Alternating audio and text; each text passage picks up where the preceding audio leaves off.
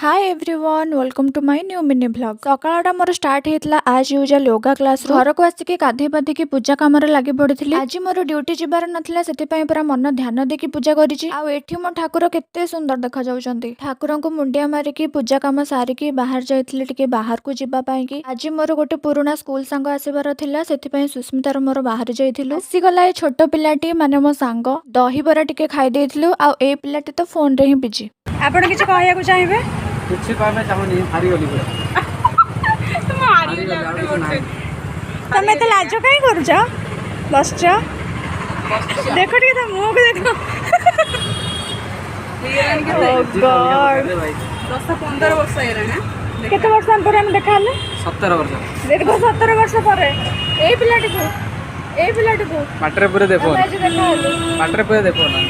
Then आसी जाइथिलु टिके Esplanade mall. सुनिले तो दीर्घ 17 वर्ष पर हमें आज देखा हलु। सुस्मिता मु विवेक आमे 3 जण गोटे स्कूल रे ही पढुथिलु। बाकी ए महाशय अधारु गाँ को पळेथिले आ सेठी रहि के पाठ पढुथिले। आगरु बहुत थर देखा हबो कहे कि फाइनली आज हमें देखा हलु। आ स्कूल संग मोर बेसी नाहंती ए 2-3 जण ही कि जहा सहित मु एते क्लोज माने आमे जाई को छोट बेला देखा हितलु आ आज एते बड़ होला पर देखा हलु।